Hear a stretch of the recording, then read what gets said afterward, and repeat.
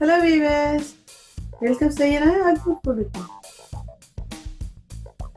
நம்ம வந்து மட்டர் பன்னீர் இன்றைக்கி செஞ்சுருக்குறோம். இது பார்த்திங்கன்னா நார்த் இந்தியன்து ரொம்பவே ஃபேமஸான ஒரு டிஷ் இருக்கும்.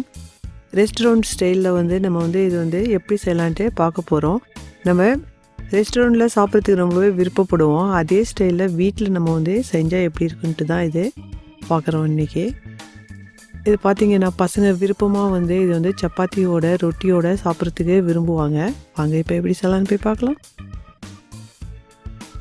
நான் ஒரு 200 கிராம் பன்னீர் எடுத்துருக்கிறேன். நம்ம இதை போக்கு எடுத்து நல்லாவே வந்து நம்ம வந்து ஹோல் மாதிரி போட்டுக்கலாம். கொஞ்சம் விட்டு விட்டு தூரத்தில் போடுங்க. இந்த மாதிரி போடக்குள்ள நல்லா அந்த மசாலாலாம் போய் இதில் இறங்கும்.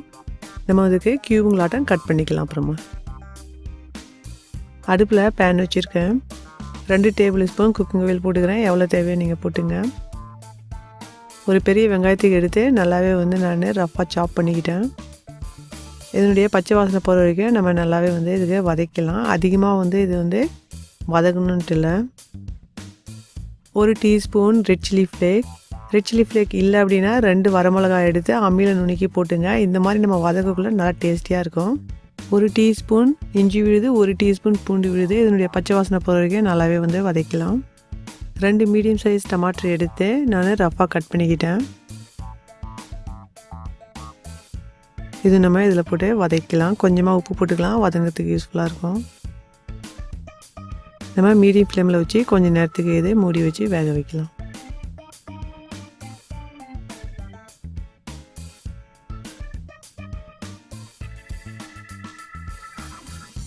பாருங்கள், நல்லா வந்து இது கொஞ்சம் வெந்துடுச்சு. இப்போ இதுக்கு ஆற வச்சு இதுக்கு ஃபைன் பேஸ்ட்டாக நம்ம வந்து அரைச்சி எடுத்துக்கலாம். இந்த மாதிரி நம்ம எண்ணெயிலே எல்லாம் நம்ம வதக்கி எடுத்து அரைக்கக்குள்ளே இந்த மட்டர் கிரேவி வந்து பண்ணிடுறது ரொம்பவே வந்து டேஸ்டியாக இருக்கும். நான் பவுடர் மசாலா எடுத்துருக்கேன். 2 டீஸ்பூன் மல்லித்தூள், 1 டீஸ்பூன் மிளகாத்தூள், 1/2 டீஸ்பூன் ஜீரகத்தூள், 1/2 டீஸ்பூன் மஞ்சத்தூள். நம்ம வந்து ப்ரிப்பேர் பண்ணி வச்சுக்கணும். எண்ணெய் சுடாதுக்கு முன்னாடியே நம்ம வந்து வதக்கி அரைச்சோம் இல்லைங்களா, அந்த விழுது நம்ம வந்து எல்லாமே வந்து ப்ரிப்பேர் பண்ணி வச்சுருந்தோன்னா எண்ணெய் சூடாகக்குள்ளே எல்லாமே வந்து சீக்கிரமாக போகிறதுக்கு யூஸ்ஃபுல்லாக இருக்கும். 2 டேபிள் ஸ்பூன் எண்ணெய் போட்டுக்கிறேன். குக்கிங் ஆயில் எண்ணெய் நல்லா சூடாயிடுச்சு. 1 டீஸ்பூன் ஜீரகம் பொரியட்டும். நம்ம இப்போ எண்ணெய்க்கு வந்து சிம்மில் வச்சிடலாம். நம்ம எடுத்து வச்சுருந்த மசாலா எல்லாமே வந்து இதில் போட்டுக்கலாம். போட்ட உடனே நம்ம வந்து அரைச்சி வச்சுருந்த நம்ம வெங்காய தக்காளி விழுதுக்கு இதில் போட்டுக்கலாம். நல்லாவே வந்து மிக்ஸ் பண்ணிக்கோங்க. நம்ம இப்போ மீடியம் ஃப்ளேமில் வச்சுட்டு மூடி போட்டு கொஞ்சம் நேரத்துக்கு இதுக்கு வேக வைக்கலாம். நான் ஒரு 2-3 நிமிஷத்துக்கு இதுக்கு வேக வச்சுருந்தேன். பாருங்கள், நல்லாவே வந்து இந்த கிரேவிக்கே இப்போ வந்து நம்ம மறுபடியும் வந்து வேக வைக்கணும். ஹை ஃப்ளேமில் வச்சு கைவிடாத கிட்டேயே இருந்து இதுக்கு வந்து நல்லாவே வந்து வதக்குங்க. இந்த மாதிரி நம்ம வந்து எண்ணெயிலே நல்லா வதக்கக்குள்ளே கொஞ்சம் எதனாச்சும் தண்ணி இருந்துச்சுன்னா வெங்காய தக்காளியில் எல்லாமே வந்து இதில் வதங்கி வந்துடும். ரொம்பவே வந்து டேஸ்ட் வந்து கூடி வரும். இந்த மாதிரி எண்ணெயிலே எல்லாமே மசாலா வதங்கி வரக்குள்ள பாருங்கள் எவ்வளோ வந்து ரெடியூஸ் ஆகிடுச்சு. நம்ம போட்ட மசாலா எல்லாமே வந்து சேர்ந்து நல்லாவே வந்து வதங்கி எண்ணெயில் வரக்குள்ள இதனுடைய டேஸ்ட்டு உங்களுக்கு ரொம்பவே கூடி வரும். நான் ஒரு 50 கிராம் ஃப்ரோசன்து பச்சை பட்டாணி எடுத்துருக்கிறேன். நீங்கள் வந்து ஃப்ரெஷ்ஷாக போட்டிங்கன்னா கொஞ்சம் அதுக்கு 50% வேக வச்சு போட்டிங்கன்னா நல்லாயிருக்கும்.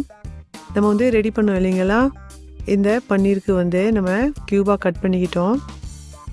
நீங்கள் வந்து எதுவும் ஹோல் போடல அப்படின்னா இந்த மாதிரி கட் பண்ண பிறகும் நீங்கள் வந்து போட முடியும் ஃபோக்கால். இந்த மாதிரி ஹோல் போடக்குள்ளே இந்த மசாலாலாம் அந்த ஹோலில் போய்ட்டு ரொம்பவே வந்து டேஸ்டியாக இருக்கும் இந்த பன்னீர். நான் கொஞ்சம் பெரிய க்யூபாகவே கட் பண்ணிக்கிட்டேன். உங்களுக்கு தண்ணி வந்து அதிகமாக வந்து இதுக்கு தேவைப்படாது. நான் வந்து ஒரு 150 ml வந்து இதில் போட்டிருக்கேன். கிரேவி உங்களுக்கு வந்து கொஞ்சம் கெட்டியாக வேணும்னா கம்மியாகவே போடுங்க. தேவையான அளவு உப்பு போட்டுக்கலாம். நம்ம இதுக்கு மூடி வச்சு மீடியம் ஃப்ளேமில் கொஞ்சம் நேரத்துக்கு வேக வைக்கலாம். நான் வந்து ஒரு 3 நிமிஷத்துக்கு இந்த கிரேவிக்கு வேக வச்சுருந்தேன். நம்ம இதில் போட்ட பன்னீர் பீஸ் எல்லாமே வந்து நல்லா வெந்து வந்துருச்சு. எண்ணெய் கூட பாருங்கள் கொஞ்சம் பிரிஞ்சு வந்துருச்சு. நம்ம கடைசியில் வந்து இந்த மாதிரி கரம் மசாலா போடுறது ரொம்ப டேஸ்டியாக இருக்கும். நான் 1 டீஸ்பூன் கரம் மசாலா எடுத்துருக்கேன். கொஞ்சமாக வந்து சாப்டு coriander லீஃப் போட்டுக்கலாம். இதுக்கே நல்லாவே வந்து மிக்ஸ் பண்ணி விட்டுக்கலாம்.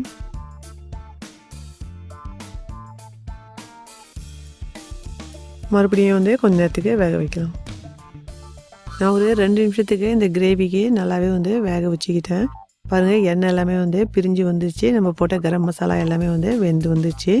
கடைசியில் கரம் மசாலா போடக்குள்ள ரொம்பவே வந்து தூக்கலான ஒரு டேஸ்ட்டாக இருக்கும். நம்ம வந்து எண்ணெயிலே வந்து நல்லாவே வந்து இந்த கிரேவிக்கு வந்து வதக்கியிருக்கிறோம். அந்த விழுது அரைச்ச பிறகும் அந்த மாதிரி நம்ம வந்து எண்ணெயில் நல்லா வதக்கி எடுக்கக்குள்ள ரொம்பவே வந்து ஒரு ரெஸ்டாரண்ட்டில் சாப்பிட்ற மாதிரியே ஒரு உங்களுக்கு அந்த டேஸ்ட் வந்து கிடைக்கும். வீட்டில் என்ன இருக்கோ அந்த பொருளுங்களுக்கு வச்சு நம்ம வந்து இது வந்து செஞ்சுருக்கிறோம். பாருங்கள் பன்னீர் க்யூப் வந்து எவ்வளோ வந்து சாஃப்டாக இருக்குன்ட்டு நம்ம போட்டோம் இல்லைங்களா, அதில் ஹோலு நம்ம இந்த கிரேவியில் இருக்க எசன்ஸ் எல்லாமே அதில் போய் இறங்கி ரொம்பவே வந்து ஒரு டேஸ்டியாக இருக்கும். அது இதில் நீங்கள் விருப்பப்பட்டீங்கன்னா இருந்துச்சுன்னா கொஞ்சமாக நீங்கள் வந்து மேத்தி லீஃப் போட முடியும். ஒரு 1/2 டீஸ்பூன் மேத்தி லீஃப் மட்டும்தான் அதில் வந்து கையால் க்ராஷ் பண்ணி போடுங்க. இப்போ ரெடி ஆகிடுச்சு. நம்ம வந்து டிஷ் அவுட் பண்ணிடலாம்.